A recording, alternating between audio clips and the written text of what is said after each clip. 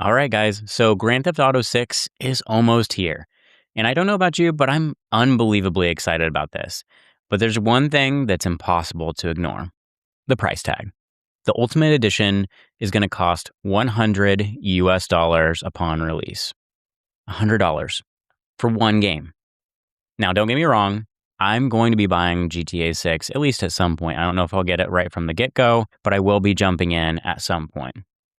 Now, this isn't another games are too expensive rant, but it did get me thinking, what if instead of spending $100 on one game, you spent that same money on some absolute classics? Games that not only hold up in 2026, but honestly, in some cases, I think do certain things better than a lot of modern games. So today I wanted to revisit 7 games that I think are still absolutely worth playing. Most of these are available on modern consoles. They're all pretty inexpensive, and if you bought every single one of them, you'd probably spend roughly the same amount as one Ultimate Edition of GTA 6. With that, let's jump in.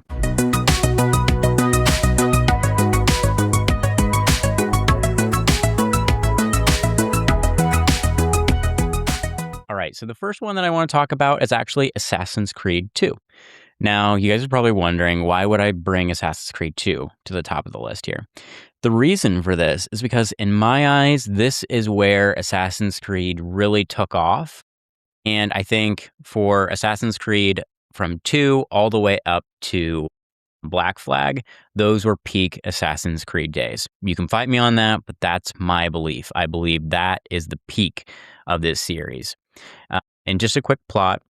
For those that might not be aware, or those who haven't jumped into Assassin's Creed before, you're playing as Ezio Auditore, whose life gets completely flipped upside down after his family is betrayed. What starts as a revenge story turns into one of the best character arcs in gaming as you become one of the greatest assassins the Brotherhood has ever seen.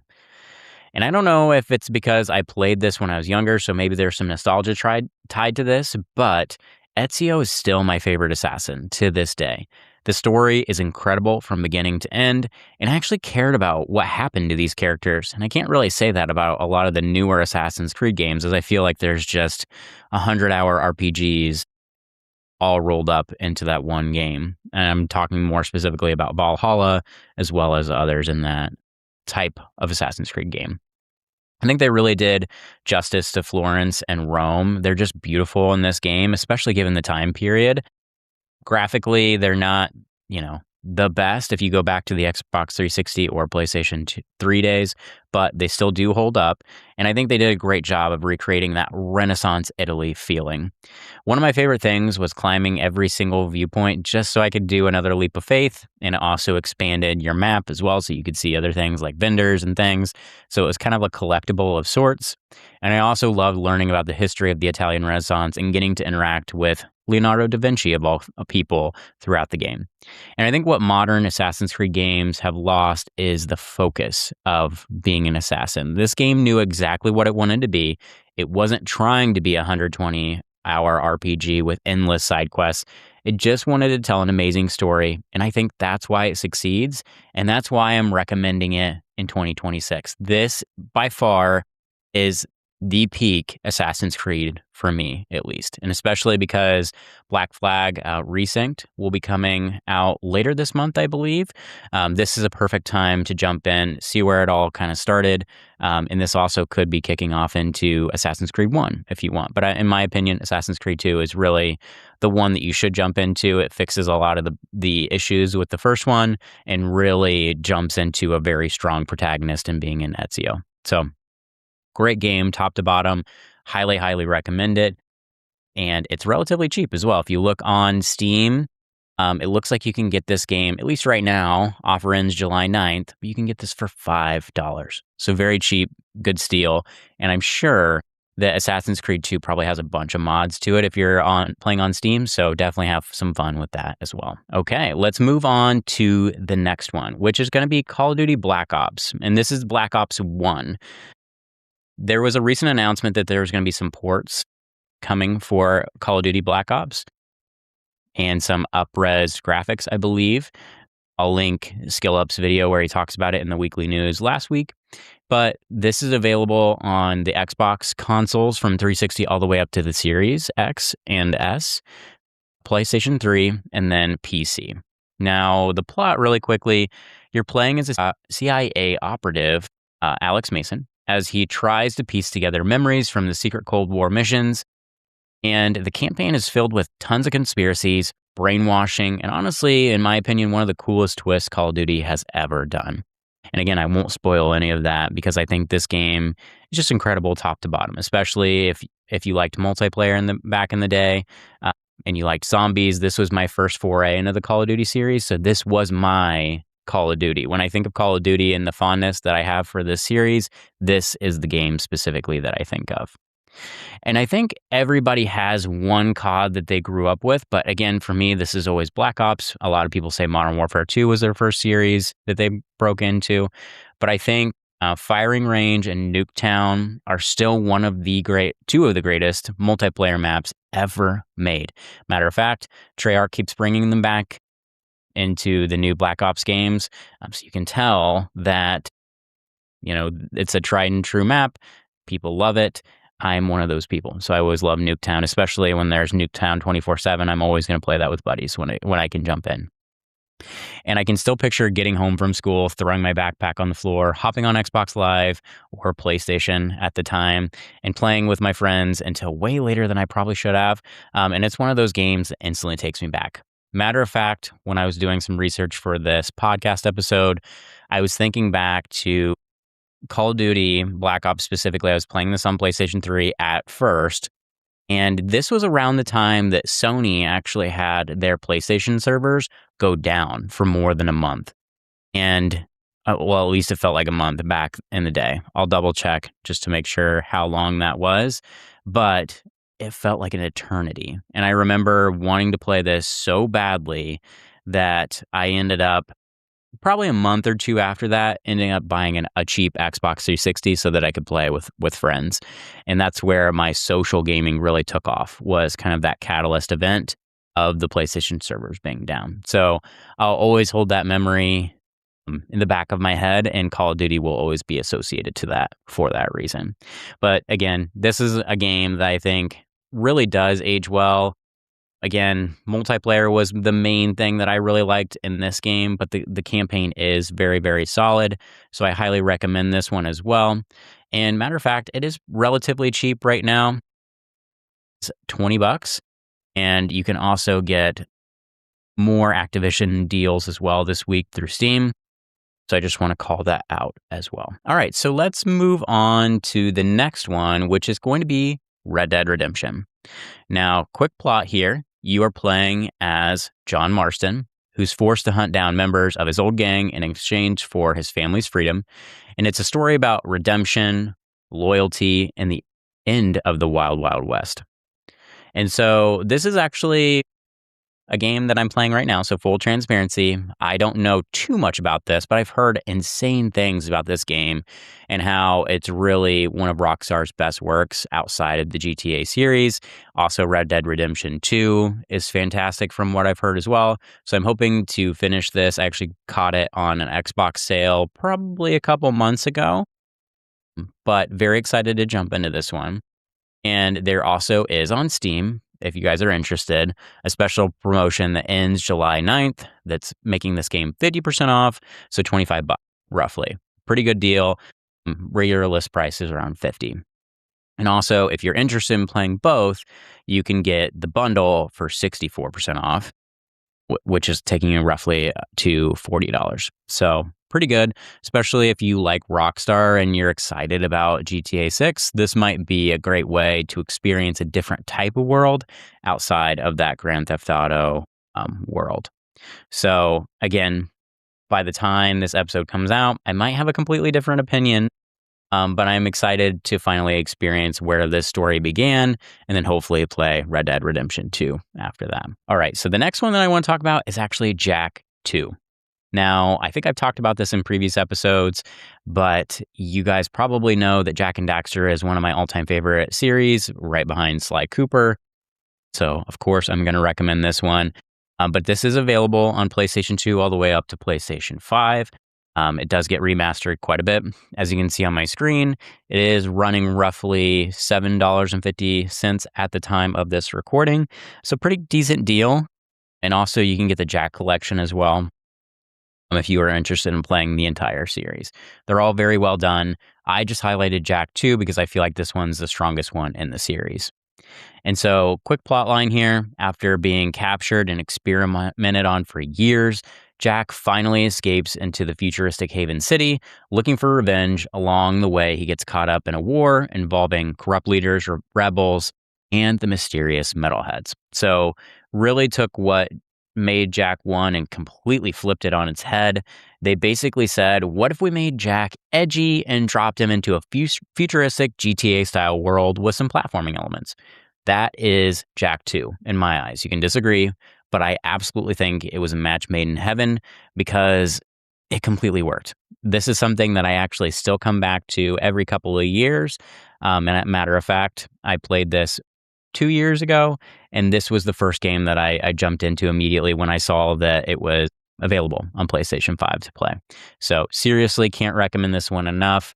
Again, Jak and Daxter is easily one of my favorite franchises of all time. Again, second to only Sly Cooper.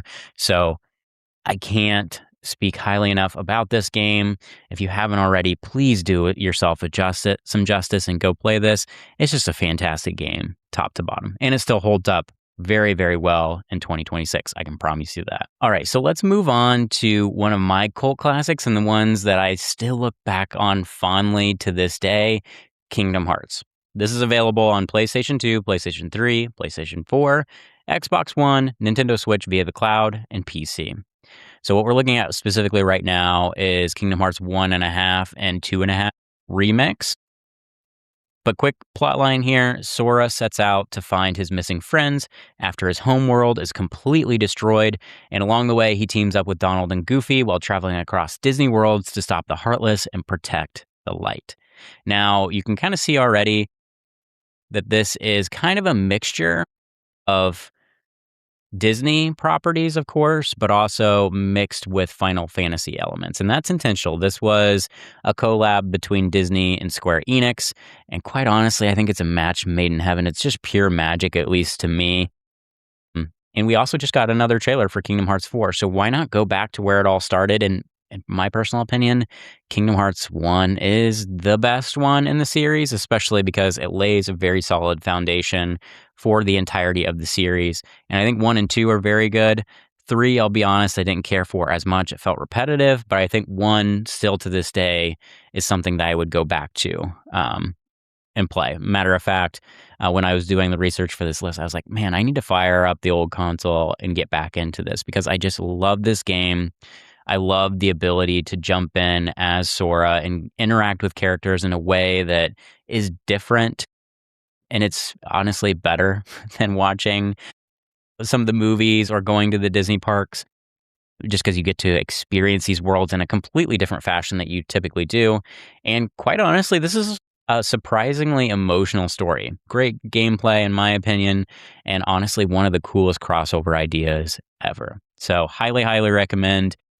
This is one of those games that I've talked about in past podcast episodes, but I think it warrants going back and playing it in 2026 because you can even see that you can get it on Steam now. And I think in preparation for Kingdom Hearts 4, you might as well go back and see what started it all. All right, so next up here, we have Uncharted 2 Among Thieves. I think I've talked about this one in past podcast episodes as well, but brief reminder here, this is available on PlayStation 3, PlayStation 4 via the Nathan Drake Collection, and then also available via PS5. And so this is a long series of Uncharted games. I want to say there's 5-ish Uncharted games here, all developed by Naughty Dog. But the plot here is Nathan Drake travels around the world searching for the legendary city of Shambhala before a ruthless war criminal gets there first. It's basically an Indiana Jones movie that you get to play. So very treasure hunting heavy, very third-person shootery. And honestly, I think this is where Naughty Dog really hit another level. We've already talked about another game that they developed, which was Jak II, but I think this was a completely different change on that narrative. And they just really did a really good job on the cinematography attached to this game. It's still one of those games that still holds up pretty well graphically, especially if you get the Nathan Drake collection. And again, I love Jak growing up, but Uncharted really showed that Naughty Dog had some cinematic stories that they wanted to tell, and they could show it just as well as anybody else. And matter of fact, Nathan Drake is one of the most likable protagonists in gaming, in my opinion. They had tons of puzzles, tons of climbing in these games, treasure hunting, and historical mysteries, all that came together so well. And I think these games are just something that if you haven't played, please, please, please go play these. They're fantastic games. And even today, I think the third person shooting still feels great. Matter of fact, when reviewing 007 First Light this year, I want to say it came back. Oh shoot, man, it's been May since that came out. And I owe you guys a full breakdown of my opinion on the new James Bond game. But there are several elements of the combat mechanics that are reminiscent of Uncharted in the series there. So again, taking the greatness of this storyline and adding good third-person shooting elements, it's a great game. And again, I think I might have talked about this in a previous episode, but this was my first foray into the series. When I got my PlayStation 3, my parents actually lovingly gave me this game when I got it, so there's some nostalgia tied to that, but just absolutely love this game. As you can see, it's very cheap. I brought up GameStop's listing here if you guys are watching on YouTube, but this is $2.99. So great deal. And again, if you get the other collections like on PlayStation 4 via the Nathan Drake collection, etc., still a great deal. And you can get this game pretty easily. And again, it's well worth playing. And honestly, too, it's probably going to be one of those things you play this, and then you're going to want to play 3, and then you're going to want to play 4, and then you're going to want to go back and play where it started with Uncharted 1. And of course, there's other side stories as well that are worth playing as well. But I think this series alone is one of those greatest of all time series, at least in my eyes. All right, last one here that I want to go through is Grand Theft Auto 5, of course. And it's available on Xbox 360 all the way up to Xbox Series X and S, PlayStation 3 all the way up to PS5, and then it is also available on PC. I probably don't have to tell you what the plot is, but I'm going to go ahead and do it anyways if you're new to Grand Theft Auto in the series here. Again, long-standing series, but GTA 5 is very good. It follows Michael, Franklin, and Trevor as their lives collide while pulling off increasingly dangerous heists throughout Los Santos. So very brief plot line here. It is another GTA game where you're basically acting as a criminal mastermind, doing heists, stealing things, doing a lot of missions throughout, maybe selling drugs, things like that. It is one of those games that has its own identity. And when people think of crazy games, typically GTA comes to mind here. And I almost didn't include GTA 5 in this list because most people have played GTA 5. But then I realized that's kind of the point. I mean, it's a great game on its own right. The funny thing here, though, is the game launched on the Xbox 360 and PS3 back in 2013, I believe. And then it is now 2026, and we're getting ready for GTA 6. And people are still, to this day, playing GTA 5 or GTA Online. It's had that long of a shelf life, which is just insane. And honestly, one of the greatest compliments you can give a game for being able to play it that long, having that much hype around it as well, is huge. And Rockstar created something so good that people were willing to play it well over a decade. The funny thing is, when I first got this game I bought it on Xbox 360. I can remember this. My friend Richard and I both bought it on Xbox 360, and then Xbox One came out shortly thereafter. I want to say like within a year.